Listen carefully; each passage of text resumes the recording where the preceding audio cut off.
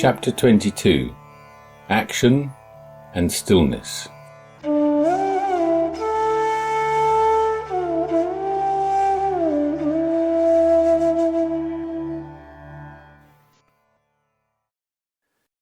It was time for a rest, from doing and from ceaseless waves of contact, time for a rest even from being anything. Savatthi and the Jetavana.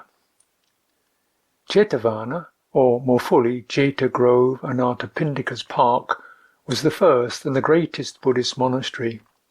When the Buddha returned to Rajagaha from Saranath, King Bimbisara had welcomed him back and offered him the bamboo grove to live in. But it had no buildings in it to offer the benefits of seclusion, away from heat, cold, burning and creeping things, as our daily recollection on the use of lodgings has it. Even a Buddha could make good use of a door. But it took somebody to spring into action to make that happen, and that was Anathapindika, the so-called feeder of the poor, the rich merchant of Savatthi, who subsequently became most renowned of the Buddha's male lay supporters. Anathapindika had met the Buddha in Rajagaha when visiting his brother-in-law, had been so excited by the thought that an awakened one was residing in the nearby park that after a sleepless night he had made his way to see the master in the bamboo grove. Just before dawn was the encounter. The Buddha welcomed the stranger out of the darkness and gave him teachings. Thrilled and in awe, Anathapindika had invited the Buddha and the Sangha to come to Savatthi for the next rains.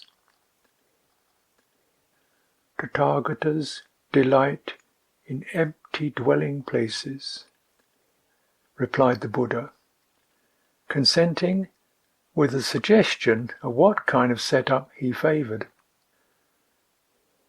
When Anathapindika got back to Savatthi, he looked for a suitable place. The best site was a park just outside the city, owned by a Prince Jeta. The prince, however, was not interested in selling it. He dismissively replied that the park was not available unless its soil were covered with 100,000 pieces of gold. "It's a deal," said the merchant, and to everybody's amazement had cartfuls of gold brought in. Even 100,000 pieces didn't quite cover the land, but Prince Jeta was so impressed by Anathapindika's eagerness that he decided to give the remaining piece of land.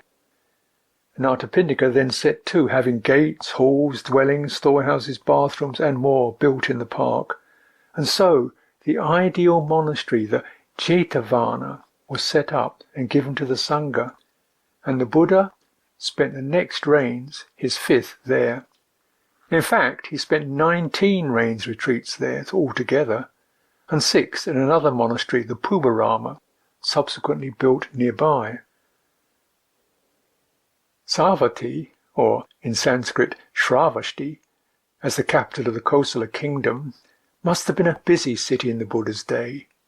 And although he certainly enjoyed solitude, the Buddha must also have appreciated a situation where he could easily receive visitors interested in Dhamma. Here also he could give regular instructions to the monks and nuns who would gather eagerly to take up the 3 months' rains residence in his presence. However, the place was far from busy now. Sahet Mahet, as it was now called, was nothing much. It consisted of some modern Buddhist temples and one Jain temple, and a bazaar that had gathered along the adjacent modern road since the ancient site was discovered, by Cunningham again, in 1863. But nothing much was just fine with me.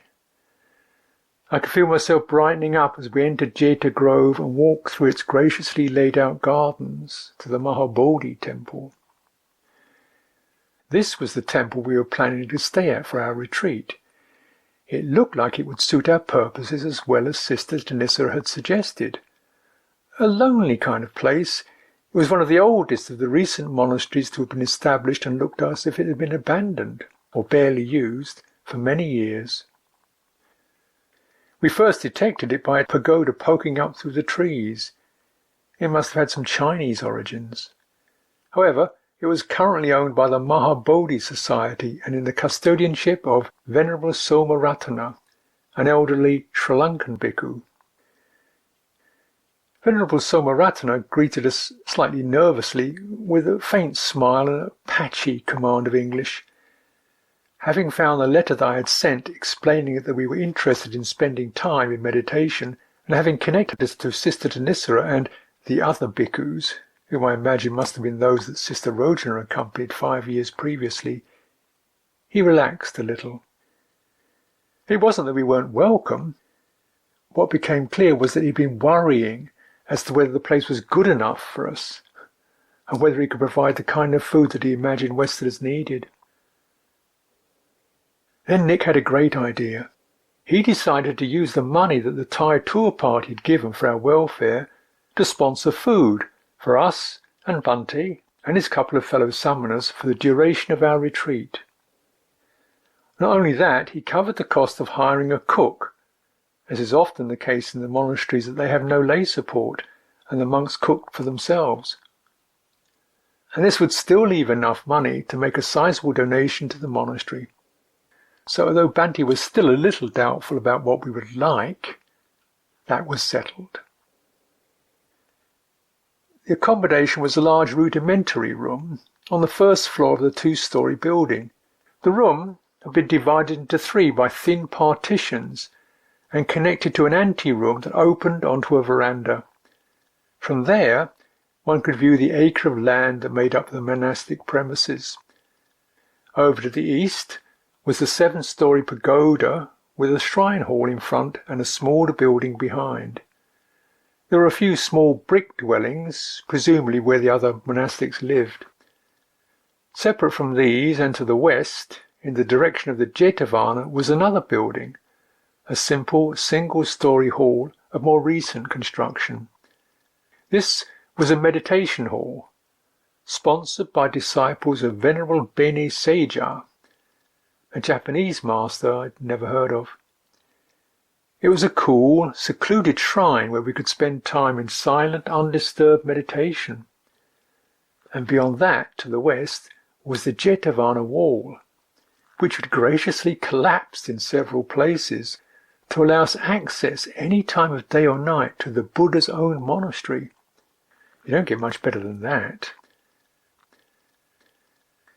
The Jetavana was quite magical, not just that late afternoon, but every day. What is visible now are mostly remnants of buildings from the Gupta period, but there were also bricks from the Kushan period at the beginning of the Christian era, and the foundations of some of the sites are reputedly Ashokan. But it was much more than a piece of Buddhist history. It wasn't that big, and it wasn't that quiet. There were often a few pilgrims making their way around, and regular battles between the monkeys and the dogs, but it had a certain presence. I visited at dawn when the colours of the day were just forming, and again during the bright morning and the warm, peopled afternoons, and again with candles and incense when twilight drew back the veil of time. The weather was easy, sunny and warm most days, cool at night and with occasional rain. And the earth was blossoming. But no, it was more than that. Not just for the gardens with birds warbling from every tree. Not just for the ruined temples, monasteries and stupas, but because if ever a place could be peaceful, which in India seemed unlikely, the Jetavana was it, despite it all. It reminded me that he, the Buddha, was at peace in the midst of things. That meant a lot to me. A cool wind was blowing from the Himalayas on the morning of the 17th, our first morning. A thick rice porridge mixed with coconut milk and ginger had been prepared for us. The wind also blew in Venerable Nimalo, the German bhikkhu we had heard of at Sarnath. I greeted him with the same faint smile Bunty had worn. What would he want? Counsel? Companionship?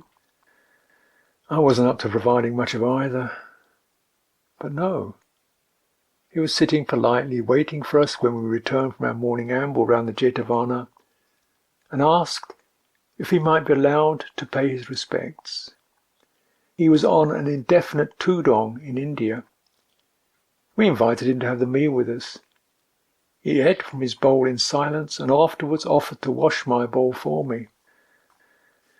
I took my outer robe off and put it in a bucket to soak, but when I came back an hour later it was washed and hanging out to dry. He had been trained in Ajahn Chah's monasteries, where serving senior bhikkhus is the norm. And so, that was that, and he moved into the third cubicle in our room. It was a pity about the loose floorboards, but what's a little creaking among friends? Apart from an elderly Indian bhikkhu, who had been ordained only recently, and the two samaneras, who we rarely saw, the monastery was also sheltering Stefano, an Italian man, and Helene, a young Spanish woman pregnant with Stefano's child. They had an easy warmth, and they were on retreat too, doing some kind of Tibetan tantra practice that seemed to involve her cooking food a lot of the time, and Stefano ringing bells now and then and rattling a little hand drum. He asked, was this a problem for us? But it shouldn't be. After all, a puja from time to time was part of the practice. So, on the fourth day, Nick and I began the retreat, which will be for 2 weeks, beginning with a week of meditation together for most of the day and ending with more solitary practice between morning and evening pujas. A structured day generally gives strength to a continual and unwavering focus on a theme such as mindfulness of breathing, anapanasati. At least it should. But my body wasn't happy with what my mind had been putting it through, so it was not prepared to come up with the energy. Meanwhile, my mind had run low on inspirational fuel. So when the thought arose that I'd better get down to sitting upright with unflagging attention on the sensations arising with the process of breathing for 12 hours a day, the reply came back, no way. Not weeks of struggling to make this beaten old nag of a mind jump through the hoops of anapanasati. As the mood rushed up and subsided, I saw the Buddha's hand lifted in the protection mudra. Something said, don't do that. No more campaigns. Take it a moment at a time and don't create suffering. That seemed good enough to be getting on with.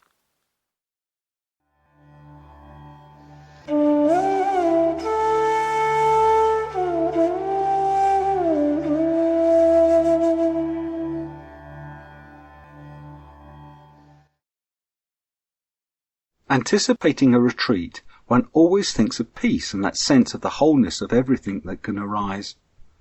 But the initial reality is often totally different. Meditation can bring one up against one's worst aspects.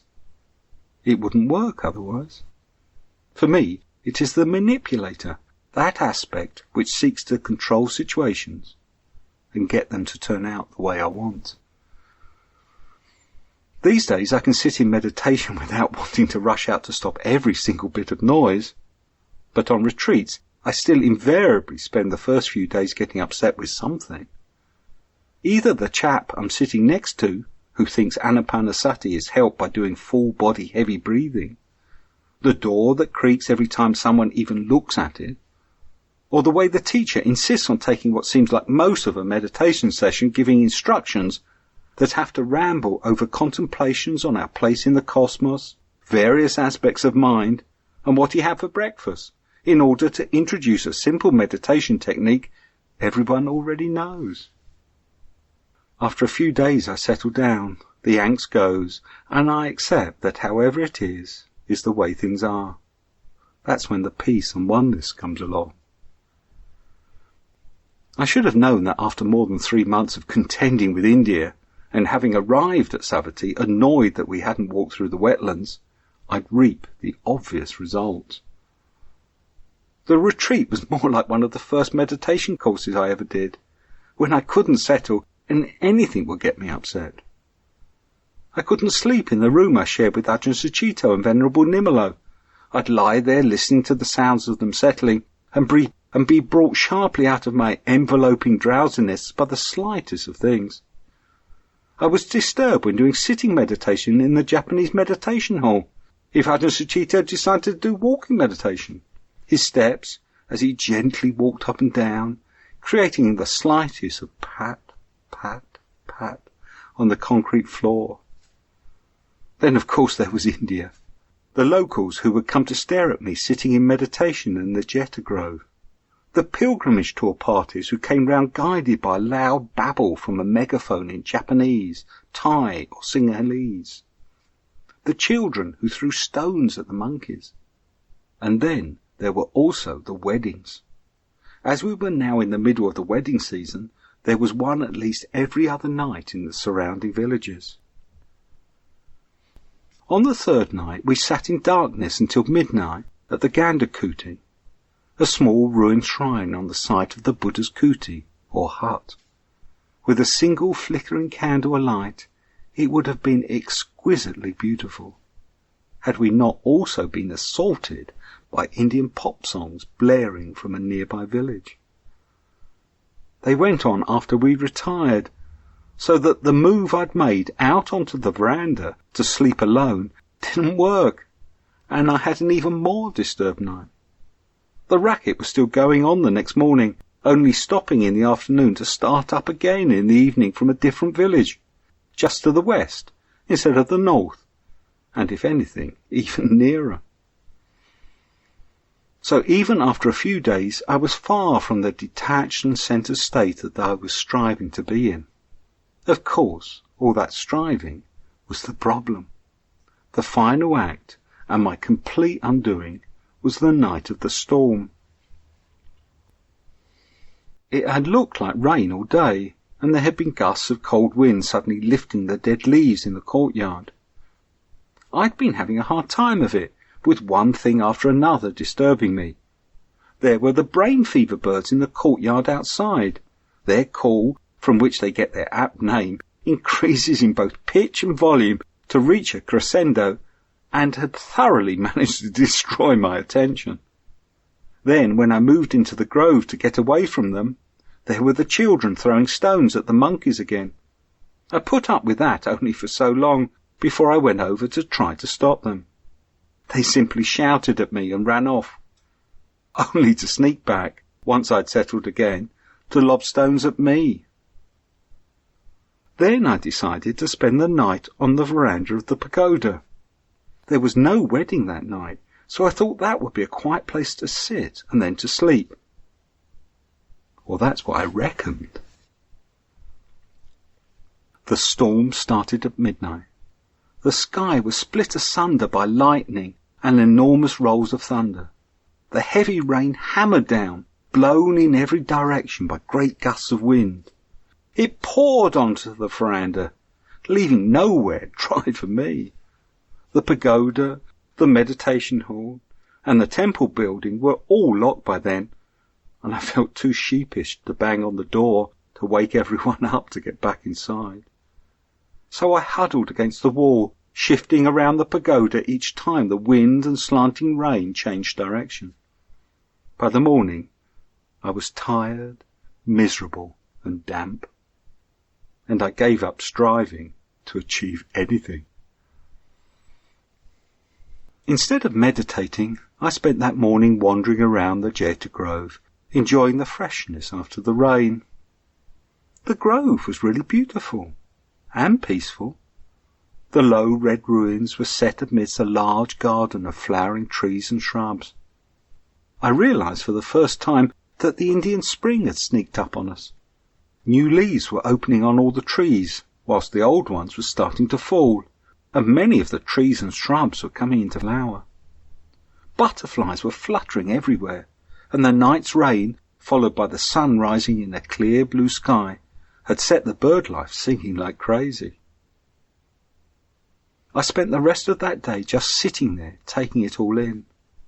There was only one man, a gardener cutting the grass in the whole place. Compared with the rest of the Buddha's middle land we had seen, it was a true sanctuary. Maybe there were occasional pilgrim groups, but they came and went in no time, and there were no other tourists here, no Indian sightseers, and no beggars pestering me. The problem, as ever, had been in my mind. From then on, I stopped trying so hard to meditate, and spent more of my time just sitting under trees or strolling along the walkways, slowly getting to know the rich variety of wildlife around me. I saw some 50 species of bird, from tiny purple sunbirds, the size of large insects, their wings flashing a metallic blue, purple and black, like Amazonian butterflies, through tree pies with colourful long tails, and ponderous grey hornbills launching themselves from tree to tree again, to the large vultures, crested honeybuzzers and storks circling in the sky above, or sitting atop the highest trees. For much of the pilgrimage, I've been wanting to include special places so I could see the bird life. I'd found much more by simply stopping and letting it all happen around me. That day I also woke up to just how run down Ajahn Sucitto really was. He was in such a bad way that he'd given up tea, the one thing he was really fond of. When I asked, he reluctantly admitted that his stomach could no longer take it, nor the jaggery that I bought for the evenings. I suspected it was protein deficiency, caused by the intermittent dysentery he'd been suffering. I spoke to Bunty about it, and he told me where in the locality I could buy kalwa, a product of milk.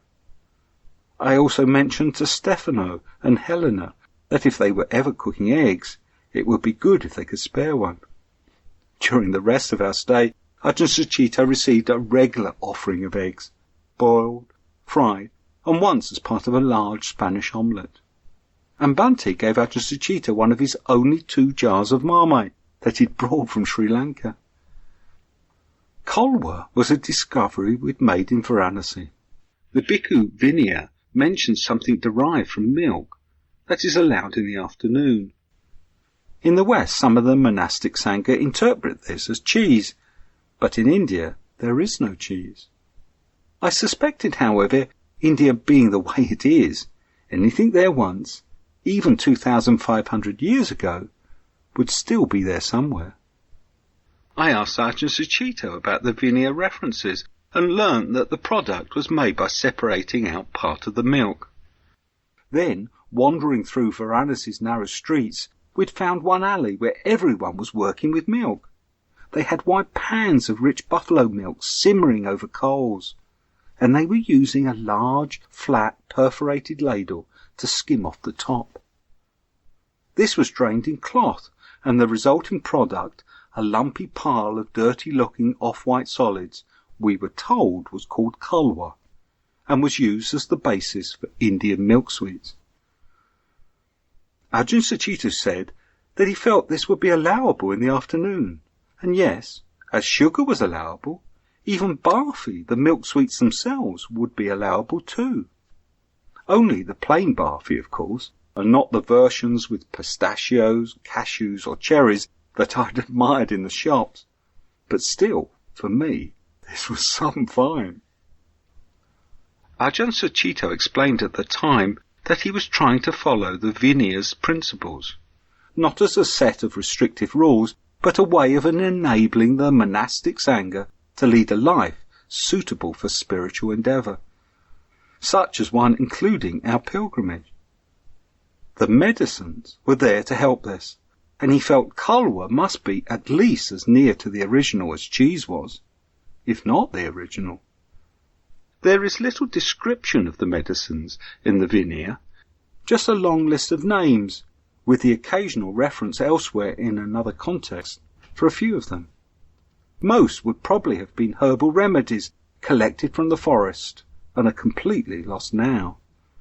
But he felt that the Buddha had also meant his followers to have some things to help them in the afternoon, not just as medicines for illness, but also to undertake the long journeys they did on foot.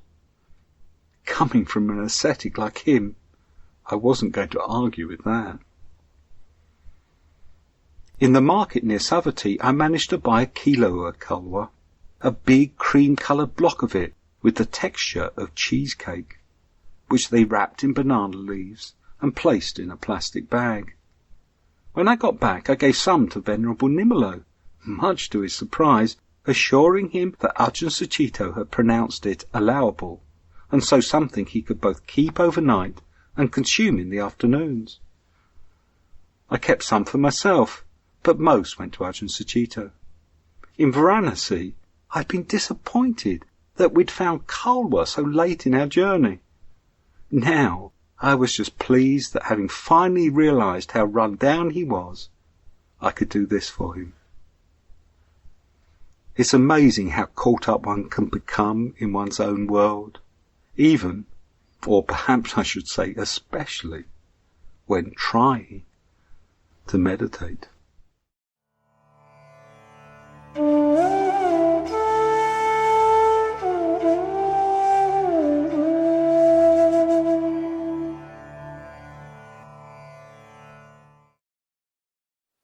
I can't do this.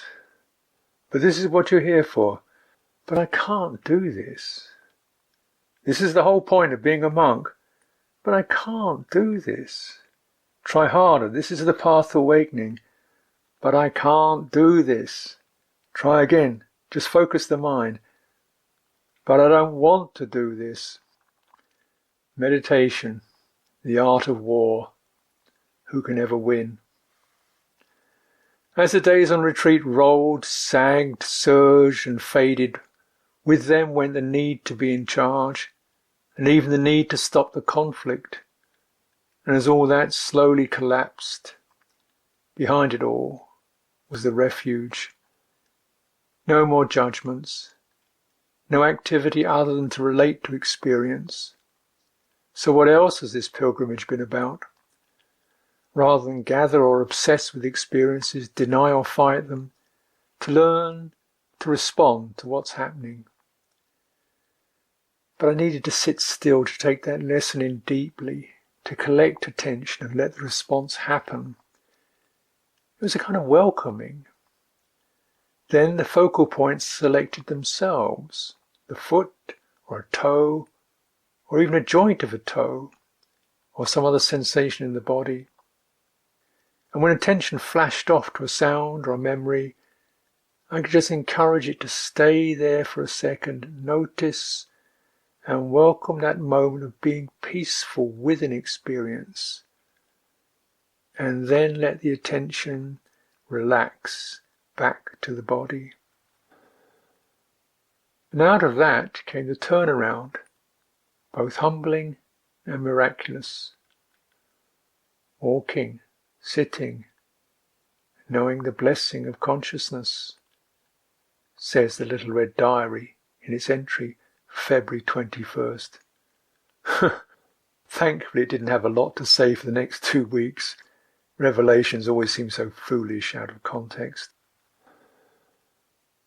Some days the music from the local villages sent us into the Jetavana itself to find silence in one of the more remote, ruined temple buildings, and gradually the retreat opened up from the cool and fly-free Venerable Bene Seja meditation hall with its delicate Japanese incense, to the ancient monastic complex, its Kushan and Gupta brickwork soaked in devotion and attended by small groups of pilgrims.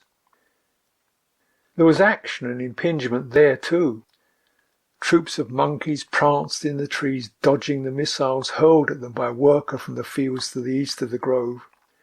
The monkeys would make their way over there to raid his crops, and the farm worker would spend most of the afternoon driving them back west across the grove, hurling lumps of Gupta or Kushan brick at the trees to do so. On the ground, a couple of farm dogs jumped up and down in a frustrated frenzy, emitting the high-pitched yelp that dogs seem to reserve for monkeys. In response, simian teeth were bared and monkey obscenities hurled back from the quaking trees. No, it was not a retreat that came to tranquility. It was more like massaging things with Buddha balm. Massage it all, the thwacks of brick against tree, the yelps, the muzak, the flies buzzing up my nose and in my ears, the cool, quiet meditation hall which let my mind wander, the dreariness, the soft, mystic dawns, the rattling of Stefano's drum, the times of clarity and the sudden ripping rainstorms. So much stuff. But I could learn not to ask for nothing. Then the projections, the expectations, and the prejudices stopped. It became possible to respond to the inner world with compassion, and thereby arrive at a stillness that was yet responsive. As the retreat settled into lucidity, I would allow times in the day for that responsiveness to roam freely. I wrote to Amravati asking that some of the money that we had sent through the uncashable cheque could be used to send my mother some flowers on her birthday. I wrote to one of the young novices who had left the monastery in disillusionment and decided to make him a mala from the beads that Sister Tanissa had given me. Then there was a prisoner who I knew would be delighted to receive a letter from India. Sharing blessings came to be a very workable practice. We even used it as a theme for the commemoration of Magha Puja on the site of the Buddha's own kuti on the full moon of February. And that site offered Venerable Nimalo and myself a chance to talk about bhikkhu life. It was good to have someone who could act as a reference, seeing the whole pilgrimage as an event in the context of a lifetime of training opened the focus and brought attention back to a more spacious mode. Mind states were no great problem. It's just a matter of seeing them through. After a rough start, by midnight, the body even kicked in with some energy. Dhamma practice could bring such blessings.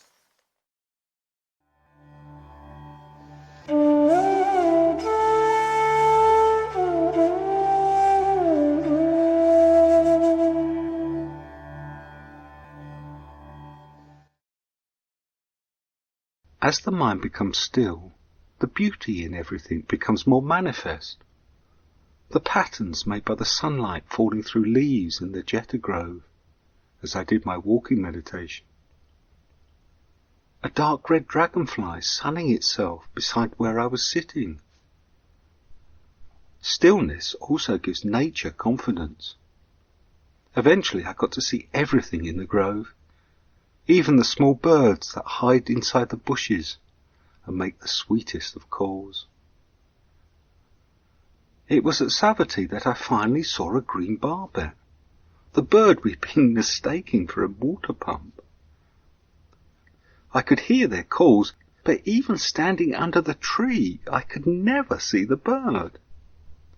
Then finally one day I spotted one, tucked into the armpit of a big branch, its back exactly the dull green of the foliage, and its head and front coloured a grey-brown to match the bark. I suppose it has to be so well disguised, if it's going to spend all day making a racket like that. I also came to really appreciate the elegantly planted gardens. The grove was laid out with tree-lined walks, flowering shrubs set around each important set of archaeological remains, and a wide grove of large trees around the perimeter. Part of this outer grove had been disrupted in recent years by further archaeological digging undertaken by the Japanese. This now looked like an old bomb site, a gap in the planting with only the old foundations left in it. There had been some recent tree planting around this in an attempt to include these new sites in the grove, but it had been done with little sympathy and served only to highlight how good the original planting was. Once the agitation had settled, I also became aware of the ground of the mind, where more subterranean beings can lurk, the drives and impulse we were born with, and the deep conditioning caused by things that really hurt a long time ago. I found that I can get to see it all if I wait and watch. Everything will come swimming out of the murk if I'm patient.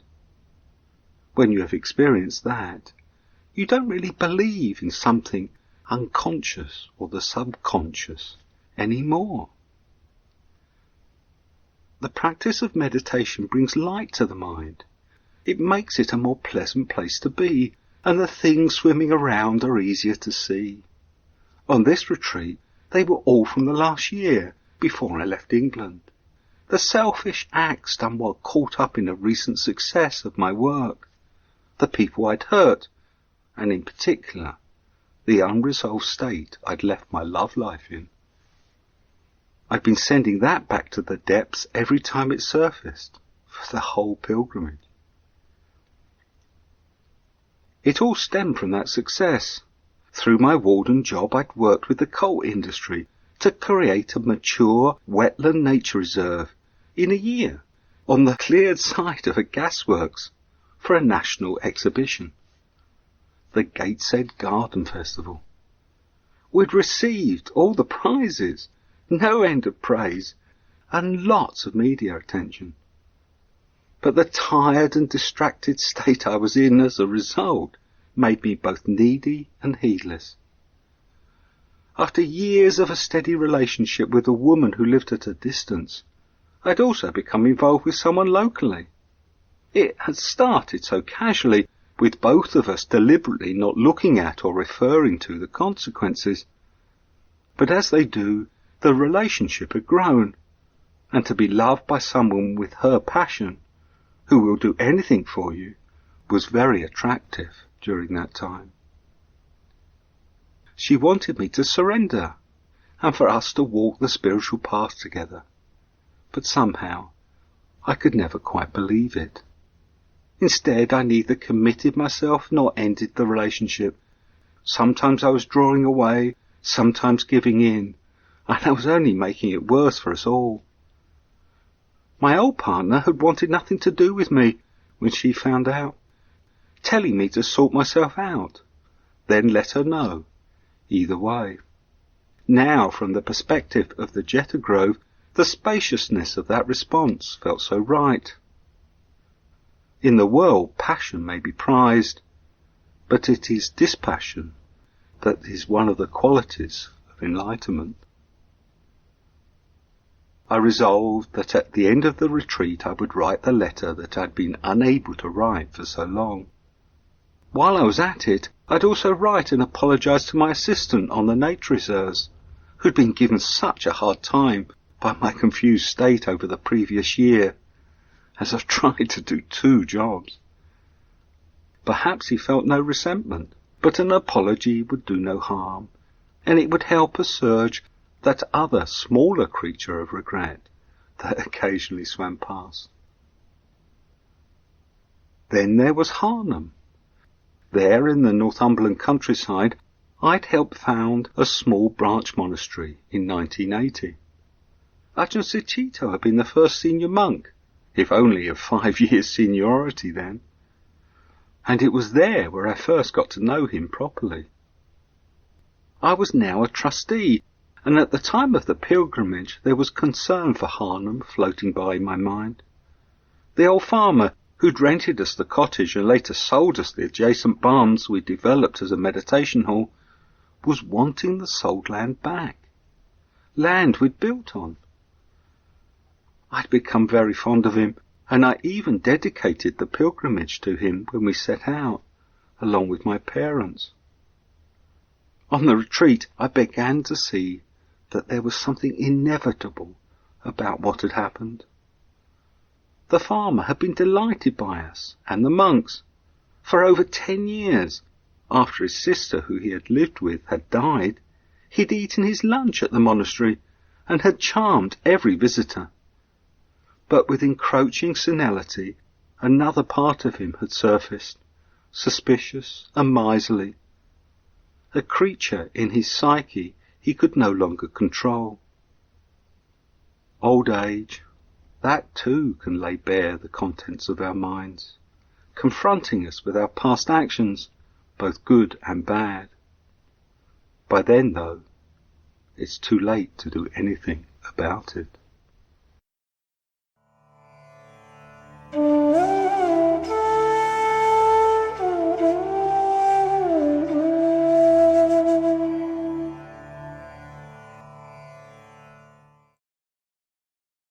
Venerable Somaratana dutifully took us to see the site of Savatthi one afternoon.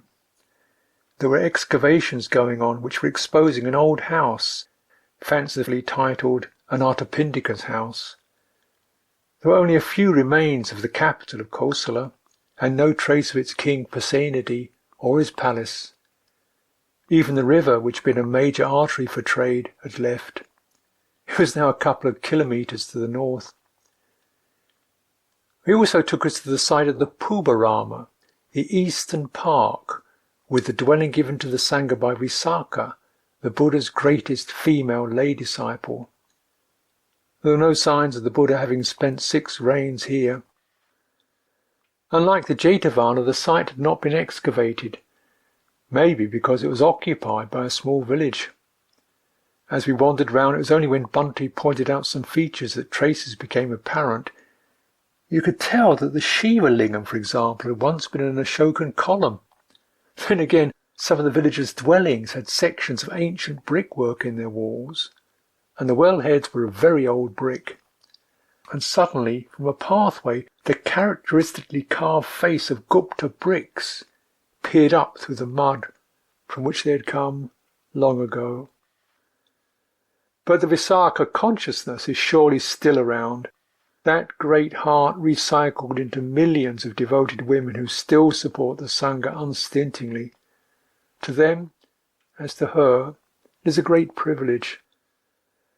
Visakha it was who asked the Buddha to allow her, for as long as she lived, to provide cloths for bhikkhus and bhikkhunis to wear when they were bathing, to provide food for visiting samanas, food for those setting out on a journey, food for the sick and their nurses, and to provide medicine and a constant supply of gruel. The Buddha was circumspect. What advantage did she see in all these gifts in terms of her own Dhamma practice? Her reply was memorable. When I remember it, I shall be glad. When I am glad, I shall be happy. When my mind is happy, my body will be tranquil. When my body is tranquil, I shall feel pleasure. When I feel pleasure, my mind will become concentrated. That will maintain the spiritual faculties in being in me, and also the spiritual powers, and also the enlightenment factors. The awakened one was satisfied that she was in touch with the aims of his teaching. He gave his consent. Venerable Somaratana took us to a traditional meal offering called dana at the nearby Sri Lankan temple, the new Jetavana. He'd been the abbot there for the last 4 years of his 21 years in India, but had recently retired in order to develop his meditation practice. The occasion today was of his successor's birthday, and Venerable Somaratana was the guest of honour. Life in the new Jetavana was centred around parties of Sri Lankan pilgrims making offerings of food to the Sangha, and Venerable Somaratana slotted back into the presiding role with the ease of one who has become accustomed to the benevolent mayhem of tour parties trying to organise themselves. Especially after the simplicity of the retreat, the scene was bedlam. 100 or more pilgrims who had come a long way by coach were scrambling around, some looking at the temple, some unloading belongings, everyone excited to be at Savatthi at last. They are of all ages. Some were elderly and had to be helped around. Others were children who romped freely, generally getting in the way of the cooks, who were struggling with huge vats of rice and curries. Others were holding forth, absorbed in conversation. The Sangha, particularly the abbot and Venerable Somaratana, were a blurred focal point in all of this, and tried to contain some of its energy with appropriate chants and scraps of ritual. Bunty did his bit, but the scene was much too chaotic for any teaching. After the meal, he glanced at us knowingly and sidled off. We tagged along. As we were leaving, we had a few moments to survey the huge, multifaceted mural in the temple. Here were the images that confirmed the faith. Apart from the 4 typical scenes from the Buddha's life, his youth, his enlightenment, his first sermon, and his parinibbana, it was made up of 27 separate portrayals of stories and incidents from the time of the Buddha right up to the present. Those that weren't commemorations of great moments in Buddhist or Sinhalese history illustrated moral themes. Anata Pindika was here purchasing the Jetavana. The Pubarama was being constructed on the shrine room wall. There was the story of the blind monk who accidentally killed insects while doing walking meditation. No fault, said the Buddha. There was no intention. Here, the Buddha Ananda nursed the sick bhikkhu whom his fellow bhikkhus didn't want to bother with. Here was the story of the bhikkhuni Upalavana who was raped, with the rapist subsequently being consumed by fire. Near her, the schismatic Devadatta was being swallowed by the earth. I couldn't place all of them, and the situation was too busy for a leisurely contemplation, but Dharmapala was there, and Ambedkar, with his throng of converts bringing Buddhism triumphantly back to India. I shrugged at the simple conviction. It seemed to me that the only way that Buddhism was related to India here was by providing the locals with the opportunity to sell trinkets by the gates of the temples and the park, or to act as guides and watchmen. Few people seem to be bringing Buddhism back by doing what the Buddha and his disciples did, meditating, going for alms, teaching people the way out of suffering. Even the temples weren't doing that. Not that the tour bus pilgrims could stop long enough to meditate anyway. But didn't the Buddha say that good deeds were of less benefit to the mind than a few moments of sustained meditation? What was so good about Buddhist activity? And then I noticed how unpleasant my mind was, holding on to stillness to the point of getting righteous about it. There's nothing like judging others to help veil one's own defilements. A thought kept tugging at my veil. Who has the right to judge?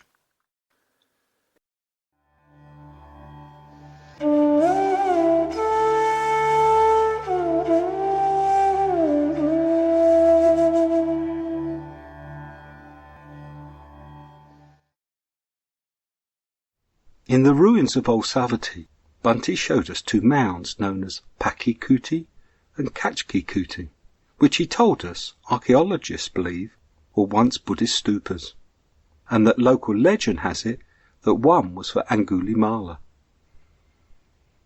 He was a notorious murderer who, according to the scriptures, had taken a vow at the instigation of his guru to kill 1,000 people.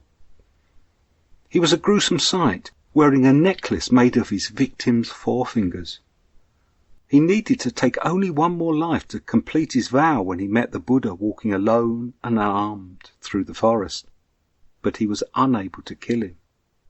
Instead, so impressed with the Buddha's peacefulness and lack of fear, he became a disciple, ordained as a bhikkhu, and eventually even won enlightenment.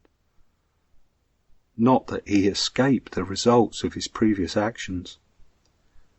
It was at Savatthi, near to where he had committed the murders, that he was recognized many years later and stoned to death by a mob. But the suttas say he died with equanimity.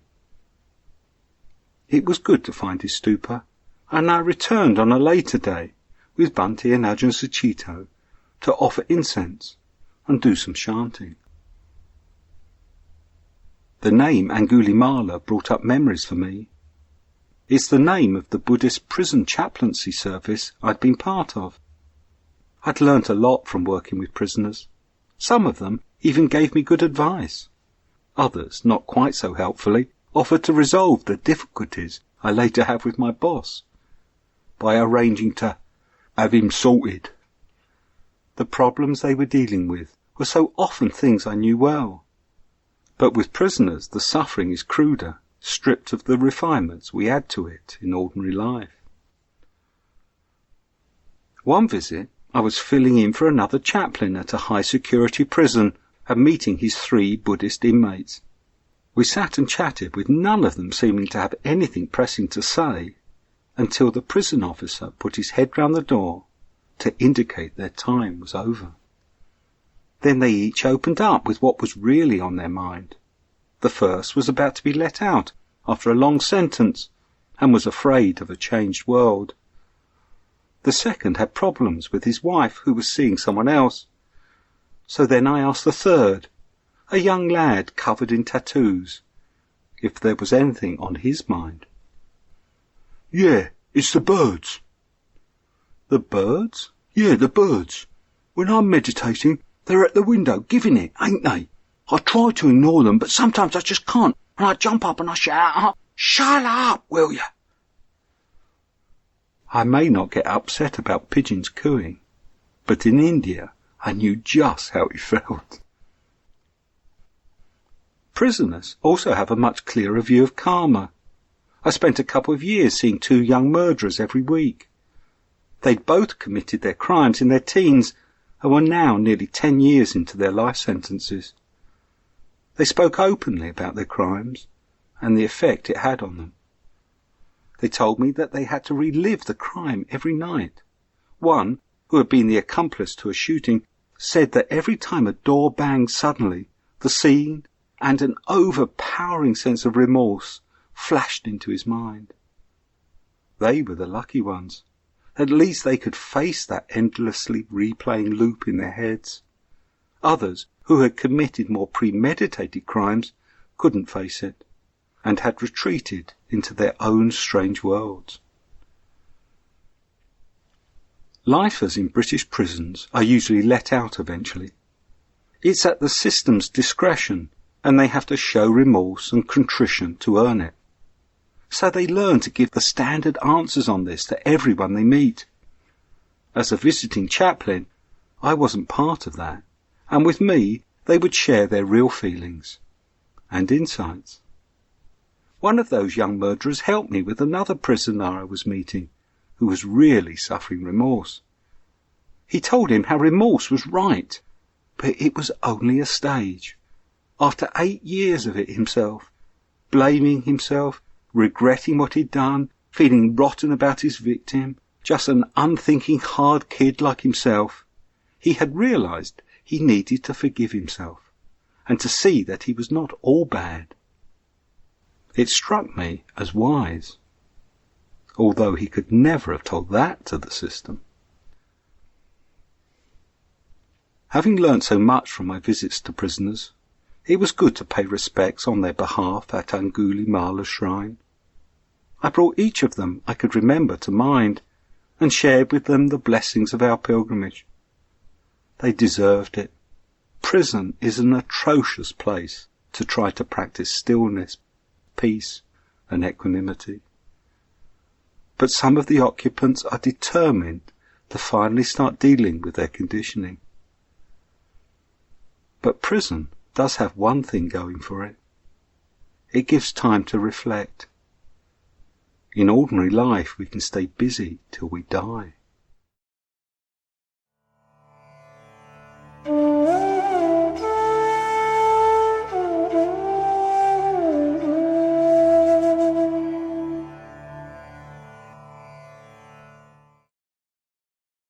Nick, Venerable Nimalo and myself all spent time cleaning up the monastery. In the last few days we also joined Bhante at the Jetavana, sweeping around the Ananda Bodhi tree, a tree supposedly planted by Ananda for people to hang offerings to the Buddha upon. It was a pleasantly calm, unassuming kind of activity, no big personal thing. Other activities seemed more personal and somehow wrong. Writing letters to people, a distraction. Writing their diary, pretentious. But wasn't the self-judgment the stronger, more unskillful action than the activities themselves? Why take a stand against action? After all, bhikkhu life had involved me in plenty of it. When our community moved from Oakenholt to Chithurst, an enormous amount of reconstruction and building work had to be done with very little capital. So it was basically bhikkhu labour for 5 years. Not that that was a Western aberration. In some of Ajahn Chah's monasteries in Thailand, bhikkhus would be involved with construction work for years. And for some, the results are good. It stimulates a sense of selflessness and of group harmony. And as with other duties, including meditation, some people develop patience, wisdom, and balance, whilst others get obsessive. And most of us learn by wobbling in between. Selfless, dispassionate action doesn't arise before experiencing a good amount of self and passion coming and going in one's mind and that of others. It was the procedures governing the action that kept it all within the framework of contemplation, from the training in ethics and etiquette to the ways of adjudication and even building regulations. All this was Vinaya, Samana Dharma, laid down by the Buddha himself. He had to. And he had to keep revising it throughout his lifetime, because within a few years the position of his Samana disciples changed from that of outcasts wandering alone or in small groups to an increasingly settled community with dwellings and established lay support. Standards and procedures had to be adjusted continually to meet the changes. Once dwellings had been allowed and monasteries set up, then lodging officers had to be appointed and bhikkhus to look after the stores. And because the Buddha saw a poor tailor making a hopeless mess of building a dwelling for the Sangha, bhikkhus to oversee building works. During his lifetime, some bhikkhus even became specialists in building. As a far-ranging code then, the Vinaya is the record of the Buddha's response to the activities that we simplistically divide into spiritual and mundane. It handles all action from a place of stillness, like meditation. Of course, action isn't purely an external thing. There's plenty going on in the mind. And the more you recognize that your ideas about yourself and your notions of ultimate truth and the path all occur in a mind that is riddled with fantasy and trickier than a wagon load of monkeys, the more you appreciate daily life activity as a touchstone, particularly if it involves other people with their ways of doing things and your reactions to that. I began to compare my sweeping with that of Venerable Nimalo. Was I doing my fair share of the work? And then let go of the anxiety. Then there was Stefano. What weird practice was he up to? We'd meet briefly, occasionally, united in the dharma of washing up, and gradually small conversations formed. After our formal retreat, we got together. He and Elaine asked for a blessing for the baby to be, so I did some chanting and things opened up. Tantra, he explained, was mostly about visualization, implanting Buddha and benevolent images on one's own form and consciousness, and giving a lot of blessings. He'd been cultivating tantric practices for 15 years, and after a few initial retreats had taken up the life of a Tibetan monk for the last 10 years, mostly in Nepal. All my life, he said, I wanted just two things. One, if I could learn to be a little more compassionate. The other, if I could just once see ultimate truth. That would be enough for one lifetime. For a Westerner, that's humility.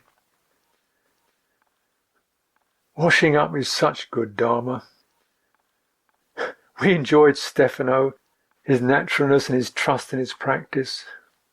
The context of another contemplative is a blessing, a way of recognizing one's own biases and the common ground.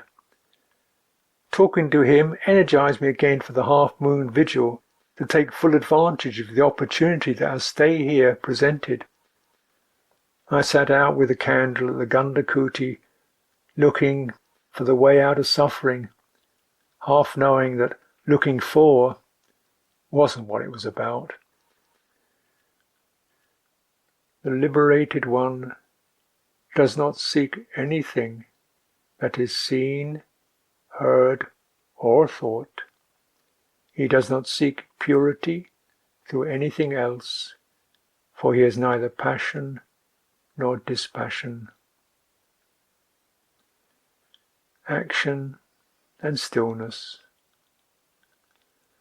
I've been caught between those apparent opponents for many a year. If I'm doing something, particularly if it interests me, there's the guilty shadow muttering, "Should be meditating, you're distracting yourself, getting caught up." And when I'm in meditation, the occasional twinge, "Should be working, you're not facing up to responsibilities, selfish." And as our time at Savatthi drew to a close, "I don't want to go on. There's nowhere to go. Better meditate." I have to go on, not finished yet. And even now in writing this, the opposing forces glower at each other. I don't want to keep writing this, it's a waste of time. You have to continue. Can't stop now. Here I am with this. Fulfill all your duties. Action is better than inaction. Act selflessly, without any thought of personal profit. Thus spoke Krishna to Arjuna in the conflict of the Bhagavad Gita. Here is good and there is evil. He should wage war for righteousness' sake. But I can't do that. Here I am, a pilgrim. I can't take sides between action and stillness, can't wipe one out with the other. There's no duty but to stop suffering, and that means finding out where it starts. And if I'm fully aware at that point of contact, before self arises, action and stillness cease to be opposites. Watch, and a moment at a time, there's a blessing.